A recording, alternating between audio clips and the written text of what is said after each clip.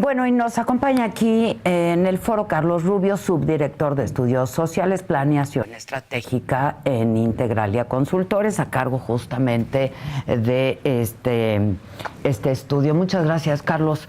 Oye, la violencia política, la venimos viviendo desde cuándo, padeciendo, ¿no? Hola Adela, muchas gracias por la oportunidad de estar aquí en el auditorio. Pues como comentas, la violencia política en realidad es ya un fenómeno recurrente en México. En Integralia hemos estado haciendo este análisis en cada uno de los procesos electorales, al menos desde 2018, y lo que hemos visto es que en realidad ha ido aumentando de forma significativa en cada uno de esos procesos. De hecho, el del año anterior, 2023-2024, fue el más violento del que nosotros tenemos registro. En esa ocasión contabilizamos más de 880 víctimas de violencia política que van desde amenazas, intimidaciones, secuestros, extorsiones, hasta homicidios, ¿no? Llegando ya hasta el homicidio. En este caso, en este proceso electoral, tenemos 104 incidentes de violencia política en ese primer trimestre, lo cual supone una disminución del 60% con respecto al mismo periodo del año anterior, pero eso no necesariamente es una noticia positiva. En realidad, lo que revela es que el proceso electoral de este año es mucho más chiquito, mucho más pequeño que el del año anterior. Solamente hay elecciones municipales en Durango y en Veracruz. Entonces eso explica por qué hay menos casos, pero en realidad lo que revela es que sigue habiendo esfuerzos del crimen organizado por infiltrar estructuras gubernamentales y por imponer lo que nosotros hemos denominado regímenes criminales en esos territorios. Ahora, esto se explica de esta manera, ¿no? Porque claro, es un periodo electoral mucho más chico que el del 23-24, que fue el más grande de la historia. Pero ¿qué puede pasar con la elección al Poder Judicial? ¿Qué están viendo ustedes? Sí, ese es un caso muy, muy particular. Lo que hemos estado viendo es, al menos en este primer trimestre de 2025, no logramos identificar incidentes de esta naturaleza, amenazas, homicidios, etcétera. De hecho, sí tenemos 3 casos contabilizados de amenazas contra magistrados y magistradas en Morelos, pero que no están contendiendo en el proceso electoral. Son funcionarios en funciones, pero lo que creemos es que eso puede explicarse por 3 posibles hipótesis, ¿no? Una es que es un proceso electoral mucho menos conocido y que hay todavía mucho desconocimiento de lo que hacen y las funciones que tienen las personas que van a ocupar esos cargos en el Poder Judicial, incluso entre los miembros del crimen organizado. En segundo lugar, que quizás hayan optado por estrategias alternativas. Ha habido mucha conversación en medios y reportes de organizaciones sociales de personas que se filtraron en esos listados de candidaturas y que tienen presuntamente vínculos con el crimen organizado. Entonces quizás parece que están logrando posicionar a su gente en esas candidaturas. O una tercera hipótesis, que están esperando a que concluyan las elecciones. Es un proceso tan grande con tantos candidatos y en la mayoría de los casos candidatos desconocidos, honestamente, que quizás estén esperando a que se conozcan los resultados para entonces tomar este tipo de acciones intimidatorias o coercitivas contra quienes resulten electos, sobre todo en cargos que son relevantes para el crimen organizado, juzgados, tribunales de corte penal, que son los que ya tienen un impacto en su organización, en sus operaciones, etcétera. Ahora, ¿cómo se allegan ustedes de toda la información para hacer este documento? Sí, bueno, todos los días estamos haciendo una revisión hemerográfica de fuentes abiertas en medios de comunicación, en redes sociales, contabilizando y categorizando los casos de violencia política que se están reportando. Al final de cada mes hacemos después una verificación de esos casos para comprobar la información que se está publicando en medios, y al corte del trimestre pues hacemos un conteo ya para tratar de identificar los principales patrones y las tendencias que estamos identificando con esos números. ¿Y cómo se distribuye la violencia política? Es decir, hay estados y regiones donde se da con más frecuencia.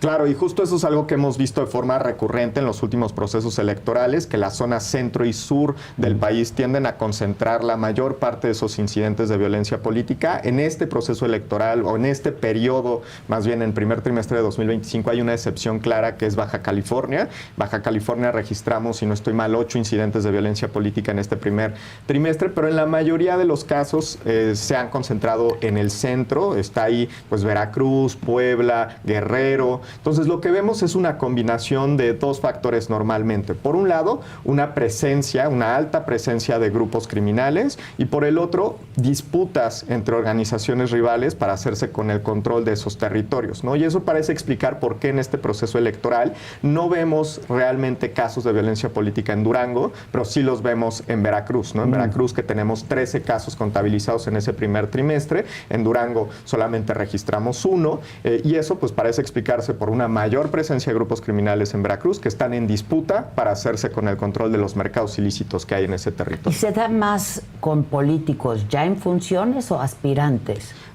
Normalmente los procesos electorales, las elecciones son puntos de quiebre, periodos que permiten a los grupos del crimen organizado infiltrar para determinar los resultados, y entonces asegurar que quienes ya resulten electos y ejerzan esas funciones estén de su lado, o al menos estén siguiendo la línea fijada por esos grupos, pero eso no excluye que una vez que sean electos y que estén en funciones pueda haber también incidentes de violencia política, que es lo que en realidad estamos viendo en este primer trimestre de 2025. La mayor parte son en realidad funcionarios que están en activo, que quizás ya no están siguiendo la línea que se les había pactado, que quizás habían sido pues contactados o tratados de convencer por otro grupo criminal, etcétera, ¿no? Entonces, en realidad lo que vemos es una combinación, pero las elecciones son los puntos más débiles. Ahora, ¿cómo se revierte esta situación? Vamos, porque ahora solo hay elecciones en 2 estados. Pero es imposible, y tratándose del Poder Judicial, hablando de tantos candidatos, tantos aspirantes, imposible darle seguridad a todos, ¿no? Imposible darle seguridad a todos, sobre todo, como dices, a los aspirantes a cargos de elección en el Poder Judicial. De hecho, lo que hemos visto es que el gobierno federal, los gobiernos locales han sido incapaces de diseñar e implementar protocolos y políticas claras para garantizar la seguridad de esos personajes. Lo que han hecho y se han limitado tanto en este proceso electoral como en los anteriores es a señalar que los candidatos que sufran algún tipo de amenaza o intimidación deben reportarlo ante el INE, para que el INE entonces lo reporte a las autoridades competentes para que se defina si sí o no se le otorga protección a un candidato. Ese es un protocolo que no sirve para la enorme cantidad de personas que están en riesgo, y creo que algo más riesgoso en realidad para el funcionamiento de la democracia en México es que los hechos de violencia política están desincentivando la participación en procesos electorales, ¿no? Y lo vemos en este caso en Veracruz, que sobre todo los partidos de oposición han denunciado que tenían personas interesadas en contender por las candidaturas y que en última instancia decidieron no hacerlo para no enfrentarse a este tipo de incidentes de violencia política, ¿no? Entonces ya está teniendo un impacto en la democracia en México, no solo para los funcionarios en activo, sino para la capacidad que tenemos los ciudadanos de elegir a quienes queremos que nos representen. Claro. Oye, ¿y qué ves para los próximos meses, Carlos?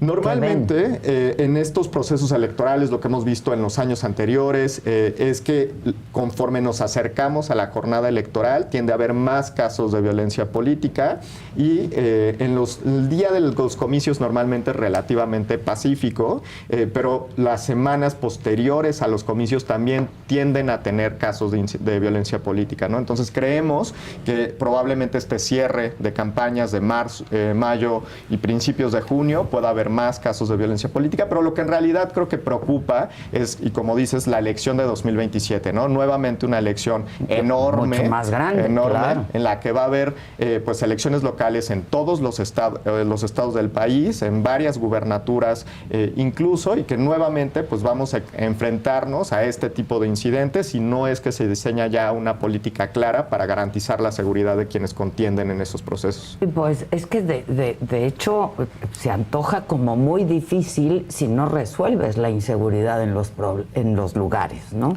Claro, y creo que otro de los grandes componentes que explica por qué persisten estos casos es la impunidad, ¿no? Altísimos niveles de impunidad. Vimos, por ejemplo, hace algunos meses este operativo Enjambre en el Estado de México, sí, que fue una noticia positiva, que se estaban tomando acciones contra funcionarios públicos que presuntamente tienen vínculos con el crimen organizado, pero después sabemos muy poco de lo que pasó. ¿Qué pasó? O sea, esas personas que detuvieron, se les impuso una sentencia, se les liberó, cuáles son los cargos que se les imputaron, no sabemos realmente qué pasa después con eso. Los niveles de impunidad son muy altos y eso pues ocasiona que los grupos del crimen organizado tengan aún más incentivos para seguir con este tipo de actos violentos. Amén de los que no se denuncian, amén de los que no nos enteramos, amén de los que no quieren participar justamente en las contiendas por amenazas o que se bajan de la contienda. Claro, y muchas veces nos enteramos de este tipo de amenazas no porque los candidatos mismos lo denuncien, sino porque los grupos del crimen organizado los amenazan públicamente a través de narcomantas u otro tipo de letreros, comunicaciones, etcétera. Entonces, creo que ahí hay un reto muy importante para el nuevo gobierno, para la Secretaría de Seguridad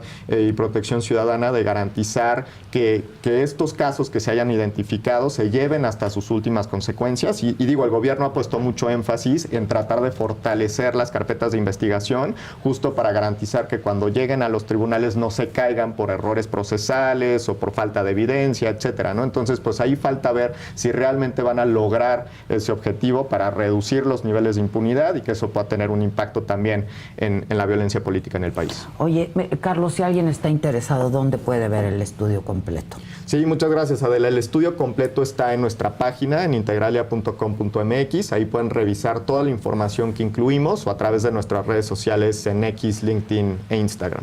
Muchísimas gracias, Carlos. Gracias, Adela. Muchas gracias. Carlos Rubio, subdirector de Estudios Sociales.